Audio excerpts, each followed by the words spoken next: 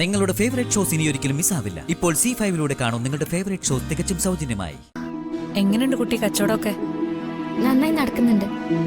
ആ, എനിക്കുള്ളത് എടുത്തോളൂ. എന്തൊക്കെയാ വേണ്ടേ? എന്തൊക്കെയാണോ കുട്ടിക്ക് തോന്നുന്നത് അതൊക്കെ എടുത്തോളൂ. ശരി. ഹാരം എടുക്കുന്നുണ്ട്.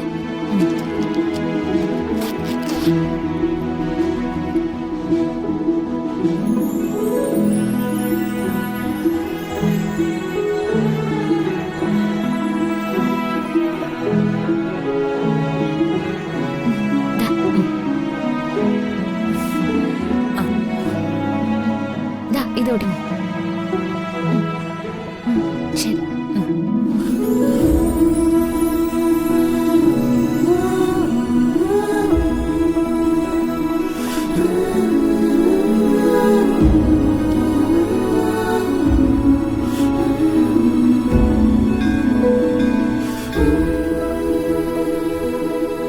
അതെ, ഒന്ന് നിന്നെ.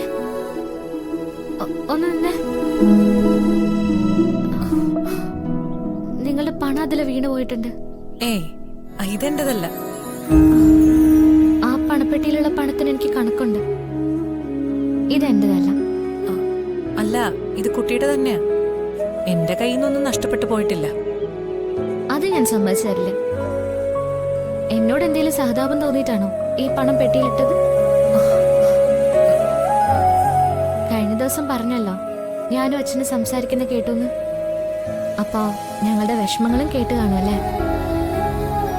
പക്ഷെ അർഹതയില്ലാത്ത പണം ഒരിക്കലും കൈനീട്ടി വാങ്ങിക്കരുതെന്ന് അച്ഛൻ എന്നെ കുഞ്ഞുനാളിലെ പഠിപ്പിച്ചിട്ടുണ്ട്. കുട്ടി തന്നെ കയ്യിൽ വെച്ചോ. ഞാൻ ഇനി ഇത് തിരിച്ചെടുക്കില്ല. ഈ പണം ഇനി വേണ്ടാന്ന് തീർച്ചയാണെങ്കിൽ ക്ഷേത്രത്തിലെ ഭണ്ഡാരത്തിൽ ഇട്ടോളൂ. ഭണ്ഡാരത്തിൽ നിന്ന് എടുക്കുന്ന പണം കൊണ്ടും പാവങ്ങളെ സഹായിക്കാറുണ്ട്. ദയവായിട്ടിത് വാങ്ങണം. കുട്ടി, എന്നെ സഹായിക്കാൻ കാണിച്ച മനസ്സ് കണ്ട് ചോദിക്കുക. നിങ്ങൾ വിചാരിച്ചാ എനിക്ക് എവിടെയെങ്കിലും ഒരു ജോലി ശരിയാക്കി തരാൻ പറ്റുമോ? ഇത്രയും സത്യസന്ധയായ ഒരു കുട്ടിയെ ഞാൻ അടുത്ത കാലത്തൊന്നും കണ്ടിട്ടില്ല. രാധിക, എന്റെ നമ്പർ വെച്ചോ.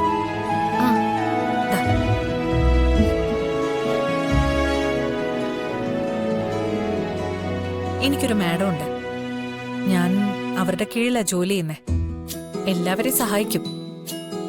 കുട്ടിയുടെ കാര്യം ഞാൻ മാഡത്തോട് പറയാം. നന്നായി. ഒരുപാട് ശമ്പളമൊന്നും വേണ്ട. ജോലി എത്ര കൂടുതലായാലും കുഴപ്പമില്ല. തൽക്കാലം എന്റെ അച്ഛനെ എനിക്കൊന്ന് സഹായിക്കണം. അതുവഴി കുടുംബത്തിനൊരു താങ്ങാവണം. കുട്ടി പ്രതീക്ഷിച്ചോളൂ. കുട്ടിയുടെ കാര്യങ്ങളൊക്കെ പറയുമ്പോ മാഡത്തിന് കുട്ടിയുടെ കാര്യത്തിൽ താല്പര്യം ഉണ്ടാവും. Thank you. കുട്ടി എന്നും നന്നായിരിക്കണം. കുട്ടിയുടെ സന്തോഷത്തിന് വേണ്ടി ദൂരെ ഇരുന്ന് ആഗ്രഹിക്കുന്നവരും കാണും. അതാരാ അങ്ങനെ ആഗ്രഹിക്കുന്ന? ഉണ്ട്. ഇത്രയും നല്ല രീതിയിൽ പെരുമാറുന്ന ഒരാൾക്ക് വേണ്ടി അങ്ങനെ പ്രാർത്ഥിക്കുന്നവരും കാത്തിരിക്കുന്നവരും ഒക്കെ ഉണ്ടാവാലോ. നടക്കട്ടെ കുട്ടി.